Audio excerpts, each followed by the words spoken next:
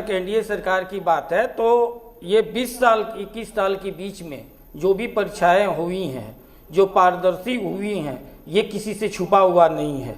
और हम ये जो कहते हैं ये हमारे लिए चैलेंजिंग है। और जो इस तरह का जो भाषा जो लोग बोल रहे हैं कि जिसके मैंने अब इसको लेकर के सरकार से जोड़ा जा रहा है और ये हो रहा है कि विपक्ष इस पर भैया ये एग्जाम जो है 14 अप्रैल से लेकर के 21 अप्रैल के बीच में 3-4 चरण में हुआ और 3-4 चरण में हुआ। इसके पहले आज जो है 23 तारीख है और इसके पहले कल एसआईटी गठित हो गया। उसके बाद आज विपक्ष जो है राजद अपने सोशल हैंडल से ये किया है, यहाँ तक कि यहाँ के बिहार के प्रिंट मीडिया तक छपा हुआ है। तो हम ऐसा नहीं है, हम पारदर्शी रूप से काम करते हैं। हम अगर जो कोई अगर गलती हुआ है, जो भी अफसर गलती किया है और इस तरह से ब्लैक लिस्टेड अगर कंपनी का हुआ है तो उस पर हम पारदर्शी रूप से, और मेरा एसआईटी दिखा रहा है कि किस तरह से गठित किया है। हम ऐसे विपक्ष और भ्रष्टाचारियों को नहीं है कि लंबा लंबा जो भाषण देते हैं और सिर्फ उनका हाँ, लेकिन आपके सहयोगी ने भी एक लाइन तो बोली है ना,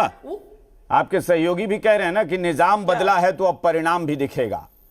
अब इस लाइन का क्या मतलब है मुझे समझ में नहीं आ रहा है कि मतलब सम्राट चौधरी बने हैं तो परिणाम दिखेगा, तो उससे पहले क्या हो रहा था?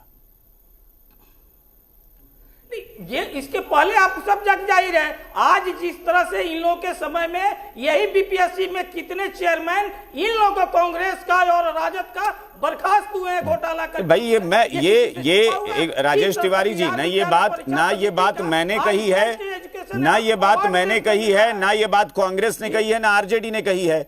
ये बात आपके बगल में बैठे बीजेपी प्रवक्ता ने कही है कि अभिषेक जी आप देखिए अब निजाम बदला है ना तो अब परिणाम भी दिखेगा।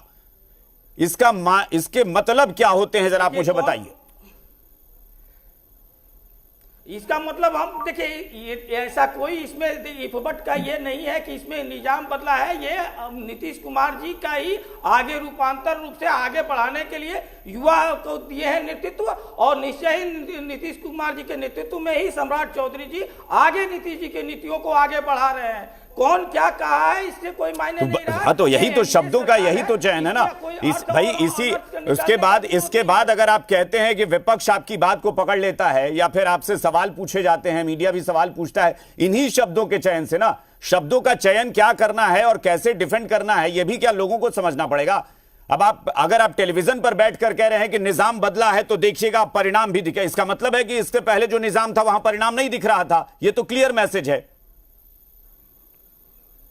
या निजाम अगर जो का बात है तो निजाम का 21 साल में जनता को आप देख लीजिए कि जनता उसको क्या दी हुई है। अगर उसी निजाम के बदौलत हम 25 से 30 में हैं, उसी निजाम के बदले जो है नए निजाम बने हुए हैं, तो इस तरह का कोई बात नहीं है। हम लोग सब मिलजुल करके, हमारा एक ऑप्शन है कि बिहार के युवाओं को भविष्य देना। आज वही सरकार है। अच्छा राजेश तिवारी जी एक बात बताइए, ये राजेश तिवारी जी एक बात बताइए, ये बात आरजेडी को पता चल जाती है, ये बात कांग्रेस को पता चल जाती है, ये बात मीडिया में फैल जाती है, लेकिन आप लोगों को नहीं पता चलती कि वो कंपनी अलग अलग राज्यों में ब्लैकलिस्टेड है या उसको एनटीए ने भी ब्लैकलिस्ट कर दिया है। मतलब सरकार में बैठे लोगों को नहीं पता है, अधिकारियों को नहीं पता है, बाकी पूरे देश को पता है।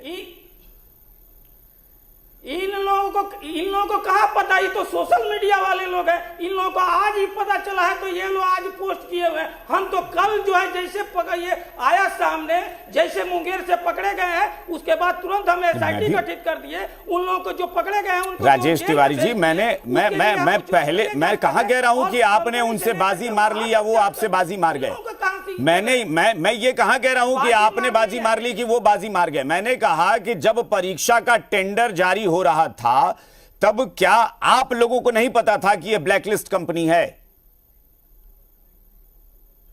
देखिए हम लोग का अगर जो पता रहता तो हम लोग राजद थोड़े हैं, कांग्रेस थोड़े हैं कि जान करके घूस लेकर के काम करते हैं हम लोग। और आप अभिषेक जी ये साफ जाहिर होता है कि जिस तरह से वो राजस्थान में रहती है, पश्चिम, उसके बाद आपका ये बगल के राज्य में हुआ है, तो ये राज्यवार होता था। और इसके चलते, और ये भी हमको पता है कि जो शाही टेंडर जो पकड़ा गया है राजस्थान का, जयपुर का है, वो किस कांग्रेसी नेता का है, ये भी पता लगाने की जरूरत है। और ये भी लगाने की जरूरत है कि उसमें किसका किसका हाथ हुआ है। हम लोग इसीलिए उच्च स्तरीय, अगर वो किसी कांग्रेसी का है, अगर वो किसी कांग्रेसी नेता की एजेंसी है, तब तो सबसे पहले आपको फिर हटा देना था उसको। जब इतना ही पता था कि कांग्रेसी का है, जांच हो रही है तो यही तो जांच का अब सामने आ रहा है कि जो लिस्टेड है उसका क्या आधार हुआ है, किस तरह से वो शिशिर किया जी गया बताइए, है। ये तो कह रहे हैं कि जांच किसी का सामने कांग्रेसी की है, कंपनी है, ये भी हम लोग जांच कर रहे हैं कि कौन कांग्रेसी नेता उसमें इन्वॉल्व है। दरअसल इनको कुछ पता होता नहीं। देखे होंगे कि किस तरह से ये राहुल गांधी और तेजस्वी यादव यही बीपीएससी ठीक है